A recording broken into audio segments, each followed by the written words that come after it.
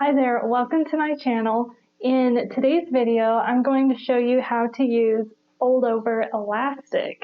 So this can be a really nice way to finish the edges on some of your handmade garments. So I'm going to start with just giving you some ideas of different garments that you might like using fold over elastic on, and then we'll get into the actual tutorial.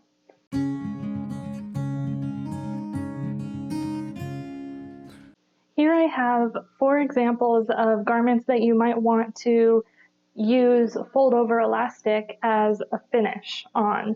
So here on the right hand side I have this tulle, it's a sequin tulle dress, and I have finished the neckline and the sleeves actually with fold over elastic rather than a traditional hem. So you can see here the sleeve is finished with fold over elastic. So fold over elastic can be a really great way to finish delicate fabrics like tulle and lace. And it's also really great for see-through fabrics because the raw edges are encased inside of the elastic. The second garment that I have here is actually a bodysuit.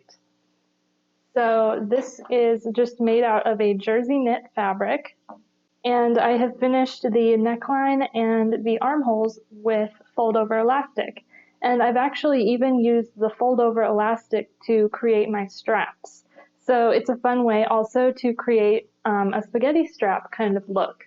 So that's what I have here. So it's a really great way to finish things like tight-fitting tank tops, spaghetti strap tank tops, and bodysuits like this. So really great for these kinds of knit garments as well. Next, I have here a sports bra, and this one is actually ready to wear, but you can see that they have this contrasting binding around the edges of the sports bra. You could actually use fold over elastic to create a really similar look in your sports bras and your activewear. And next I have here a swim top, which really similar to the sports bra that I just showed you. This one, once again, is actually finished with binding. So I just used regular swim fabric to create the binding that is encasing the raw edges here, but you could get a really similar look with fold over elastic. But I do want to caution you that I wouldn't use fold over elastic if your swimsuit is going to be a really intensely worn garment. If you're going to be competing in it or wearing it day in and day out, I wouldn't use fold over elastic because it may not hold up as well as a regular elastic. So if you are going to be really wearing it a lot, I would stick with regular swim elastic, but if it's just a casual swimsuit, then you can definitely get a similar look with fold over elastic, and you don't have to go to the trouble of making your own binding. So now let's get into the actual tutorial. So I have here the top that I'm going to be using to show you how to use fold over elastic. So the main thing is just to prepare your garment to the point where it's ready to have the openings or the edges finished that you want to apply your elastic to. So I'm going to be just applying my elastic around all of the openings on this top. So the neckline, the armholes, as well as this under bust opening under the bust there. And the other thing to keep in mind is that you are going to want to cut your garment out with no seam allowance on the openings that you're going to finish with fold over elastic, because you're not going to be folding the raw edge under like you would in a traditional hemming method. You're actually just going to be encasing it in the elastic, so the edge here is not going to be losing any width. So I like to apply my elastic just straight off the roll, or if you bought it by the yard, then I would use just straight off the cut of elastic that you have.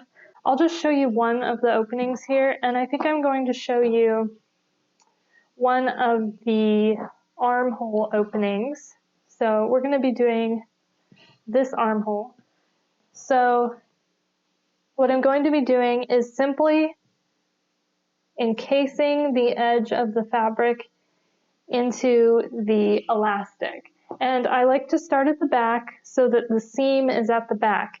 And if you like, you could cut a strip of elastic the length that you want and sew the ends of the elastic together so that the raw edges of the elastic aren't showing. But I find that the fold over elastic really doesn't unravel very much. So I simply go straight off the roll and I just start in one area and then go around and then I'll overlap it a little bit when I get back to where I started.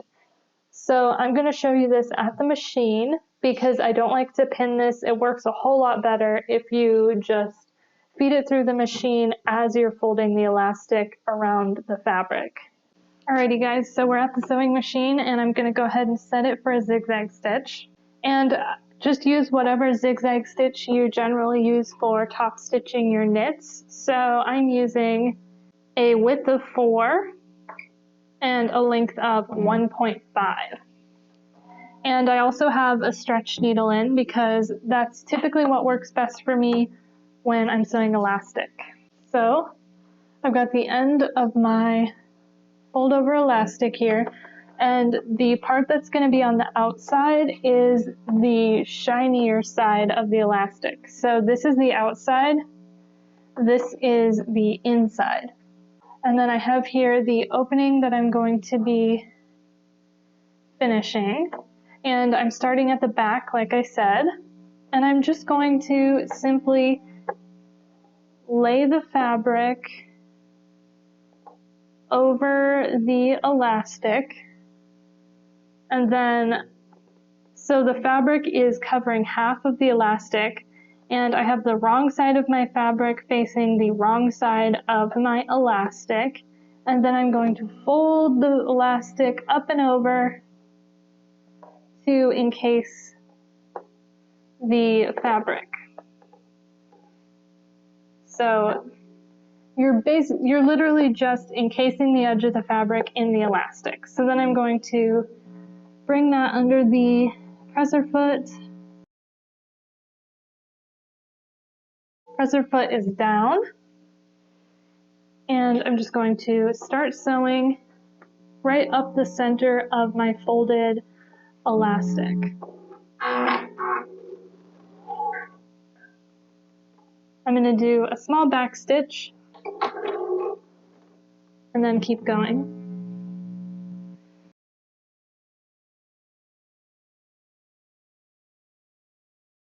And as you continue around, you're just going to continue folding the elastic up and over the fabric. So just keep sewing and then stopping and readjusting and just making sure that you are catching the fabric, getting it encased inside the elastic and stitched down. So if in doubt, just stop and readjust your fabric and your elastic to make sure that you are getting everything where it needs to be.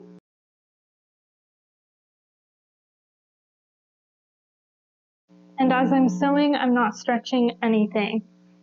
I'm not stretching the fabric, I'm not stretching the elastic, I'm just feeding it through the machine.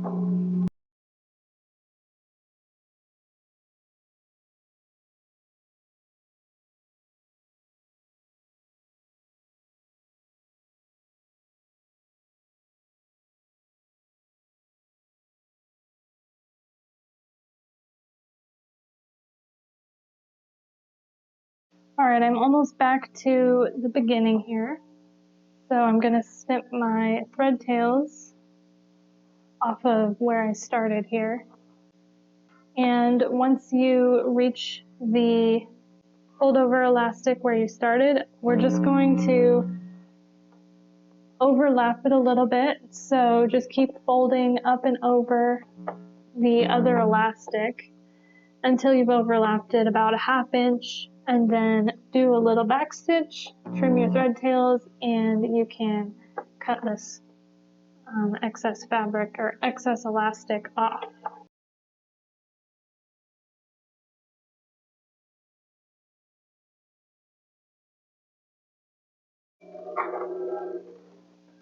All right, pull it out, trim my thread tails. And then I'm just going to trim this excess elastic away close to the stitching.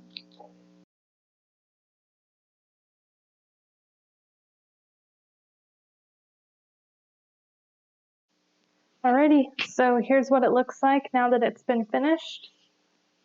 So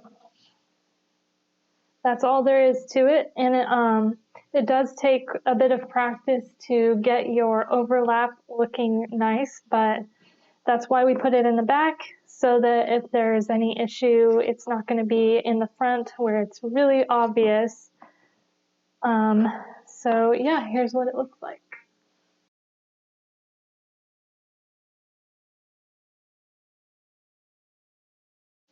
Thank you for watching, and I hope that you enjoyed the video, and of course, I will see you in the next one.